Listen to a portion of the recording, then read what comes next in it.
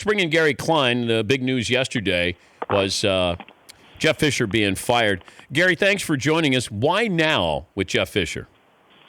Dan, as you mentioned, I think this was something that everyone thought might be in the works here, but the timing of this, I think, coincides with this short week. You figured, okay, maybe they come back from Seattle, and that's the time to do it because they have the open weekend. But I think, given how they played it against the Atlanta Falcons, it was so abysmal. The Coliseum was emptying, fans were booing.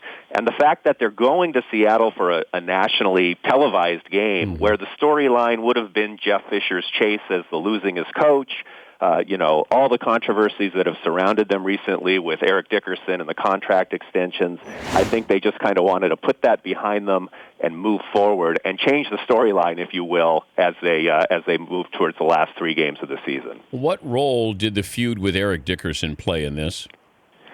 Kevin Demoff says this was a kind of results-only kind of decision. But I think you've been in L.A. enough to know what it's like here. And when that Dickerson situation basically exploded, it reminded me of, Lane Kiffin, Steve Sarkisian, all the kinds of things that happened in L.A.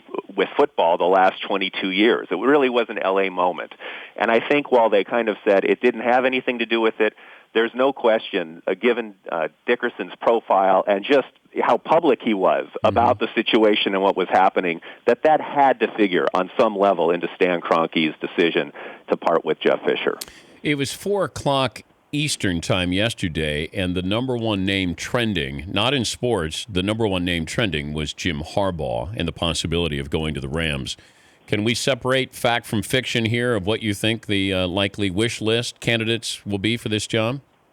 Well, I think Harbaugh's name, rightly so, is going to be up there. It's going to be discussed. And again, this is the time of year where every coach in the country worth his salt is going to get his raise because he's going to put his name or it's going to be floated with a job like this. But I think the name, Harbaugh, I think out here, really, the one that's trending the most is John Gruden. And we've probably talked about him over the years with some of the other jobs that have opened out here.